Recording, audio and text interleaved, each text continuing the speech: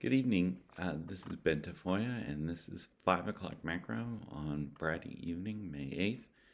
It's a big day for economic news because this is the day that the Bureau of Labor Statistics released its numbers for April, which gives us probably the best indication we've had so far of the particular economic challenges that we face as a result of the COVID-19 crisis. So the headline numbers today indicated that the unemployment rate has soared into double digits and actually stands at 14.7%. This represents a new record high for unemployment in the United States in the post-World War II era. At the depths of unemployment in the last crisis, we reached 10.2%, and today we're at 14.7%. There are some things to keep in mind about these numbers that are important for the context of what we're discussing here in this series of chats. So today's numbers come from the Bureau of Labor Statistics, which is a group within the Labor Department for the U.S. government. And you'll see that they do two different surveys that compile information which are released on the first Friday of the first full week of the month. So that's why it's today, May 8th. So one survey they do is an establishment survey. They interview employers to get a number that they can sum up of the number of people employed, which they can compare to previous months. And this was the most dramatic number, actually, is that payroll employment fell by 20.5 million in April. And it results in an unemployment rate of 14.7%. But the unemployment rate is defined through a household survey. So it's the separate survey that the Bureau of Labor Statistics does. The unemployment rate of 14.7 was based on interviews that they did in the middle of April. So in fact, we've had several weeks of additional economic dislocation with layoffs since that time. So economists had expected the number to come in closer to 20%, but I think once we finish this discussion, you'll see that it's at least that currently, with a high potential for seeing that number increase. So if you remember last month, the unemployment rate stood at 4.4%. So this was a pretty dramatic increase in 1 month. Usually it takes many months to get to this point for lost employment. And so here we can see from the Washington Post a rather dramatic indication of what this means. You'll see on this right-hand side the red line for the dramatic loss of jobs in 1 month. It's far greater than any other single month since the Great Depression. And it is a phenomenal jolt to the economy that results in a loss of employment of this month. Now, we were prepared for this because we've been seeing each week the number of first-time unemployment claims, which have totaled over 30 million over the period of time since the stay-at-home orders began and the service sector and other parts of the economy started to get locked down. So we weren't prepared for this, but the stark numbers that will be revealed behind the headlines that folks will be reading online today and their morning papers tomorrow are very jarring. This is the front page of the Washington Post right now. It's almost 6 p.m. On Friday, and we see this rather stark news. Now, there are some things in these numbers that we want to keep in mind. One is that the drop off in employment that began in March is compressed into a very short period of time. It is highly unlikely that the optimistic predictions that many of us felt at the beginning of this, that we'd see some kind of V-shaped recovery, will in fact come to play. As we examine the numbers, we will see sort of where these job losses are concentrated and what that means for the prospects of recovery. So let's take a look at the top 9 numbers, which is the size of our civilian population that would be eligible for work. It's grown by over 1 million folks from April 2019 to April 2020. But the civilian labor force actually shrank during that period of time from 162 million down to 156 million. And the number of employed people shrank from 156 million in April of 2019 to 133 million in April of 2020. So that marks the decline in employed persons at just over 23 million. And we need to account for another 1 million adults who came into the working population during that period of time. So we probably have something like 24 million people who are unemployed as a result of the events of just the last few weeks. Additionally, we have folks who have left the labor force. So we had 96 million people not in the labor force who were part of the civilian population a year ago, and today we're at 103 million, which means that another 7 million left the workforce. So they're not included in these employed or unemployed statistics.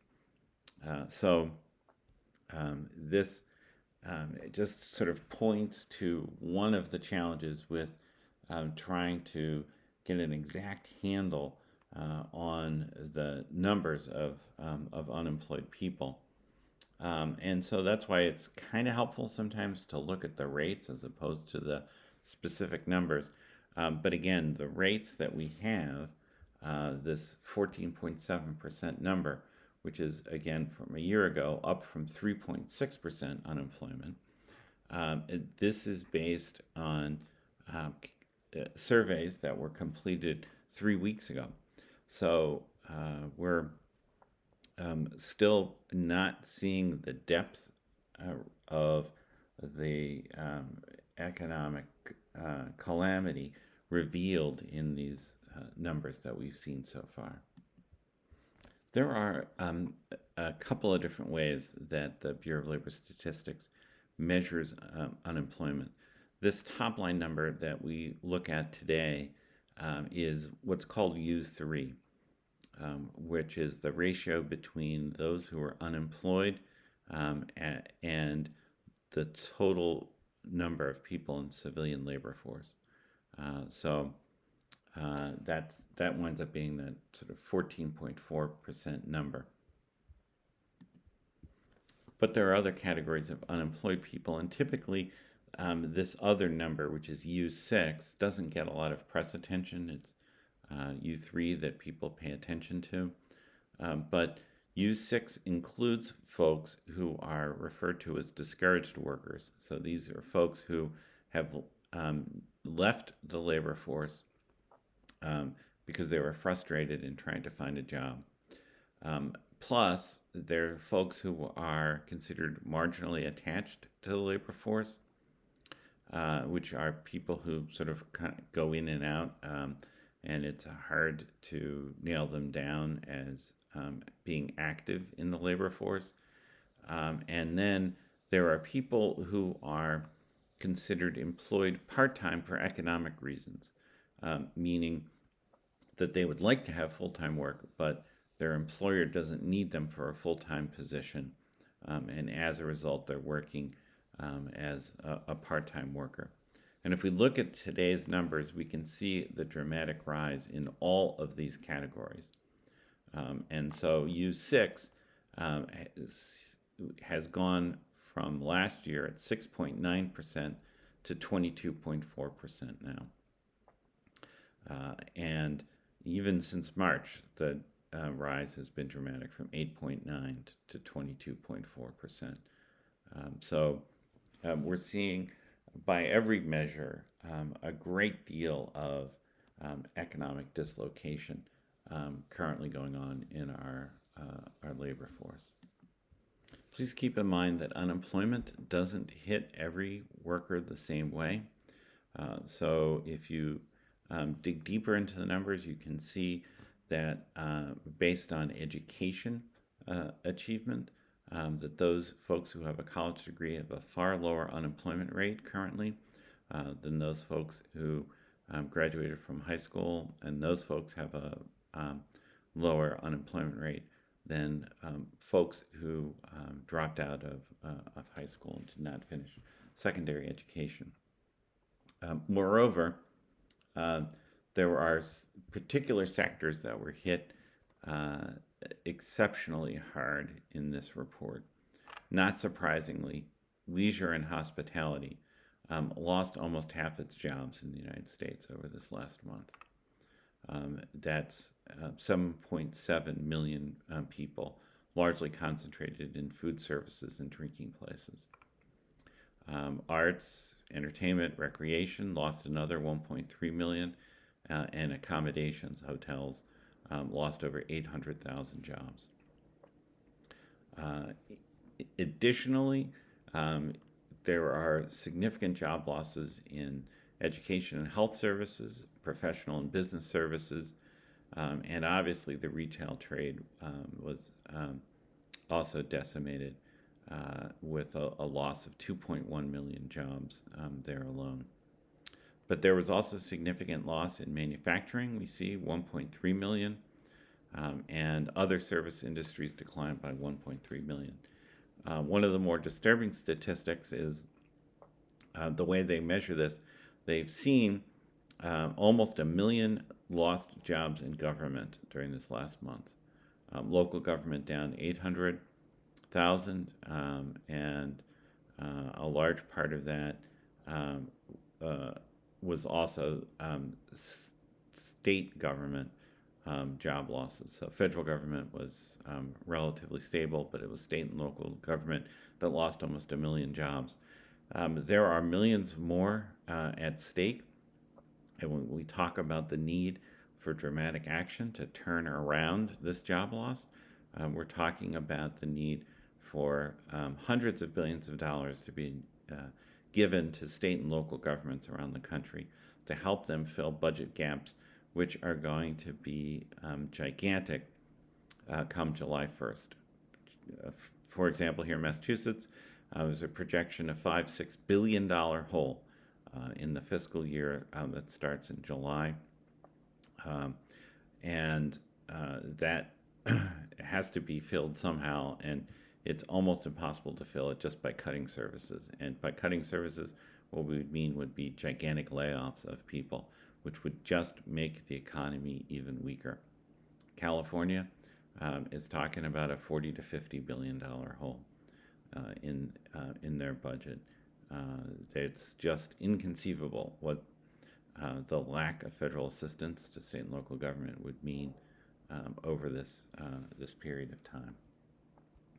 Now, there's another issue that I wanted to bring to your attention. Is if you scroll down to the technical note that accompanies the release from the Bureau of Labor statistics today, you'll see that they are very candid about some of the difficulty they had in measuring employment situations in the household survey.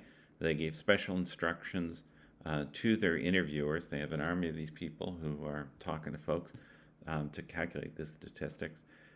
And one of the things they were trying to do was to nail down the difference between those people who considered themselves temporarily laid off or on furlough and those who've permanently lost their jobs.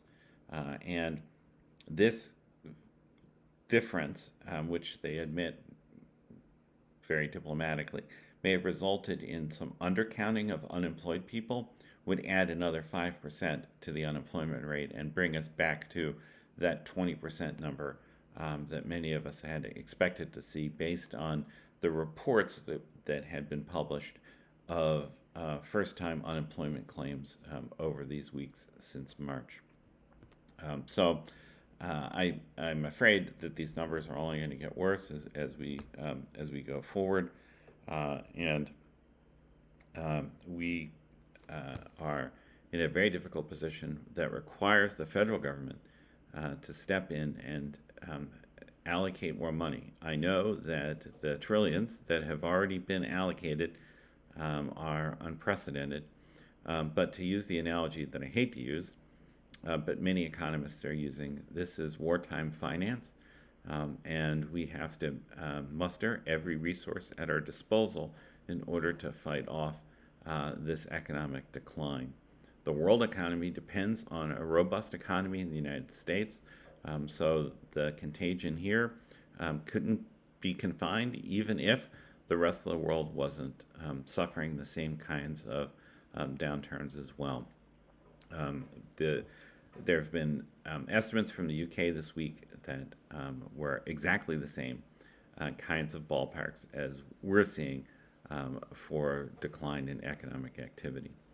There are some green shoots in Europe, some countries like Denmark and Austria that are starting up a little bit more economic activity. The infection rates in Italy and Spain are way off from their peaks. But we're a long way away from settling this issue. There's still no scientific treatment or vaccine that will protect us from this virus. And whatever kind of recovery we might see as a result of business reopenings this summer, which seem kind of utopian to me at this point, they may all be wiped out in another round of illness come the fall or winter of next year. So we'll be back tomorrow, and I'll talk some more about what it is that that we can do to respond to these kinds of numbers that we've seen. Thank you.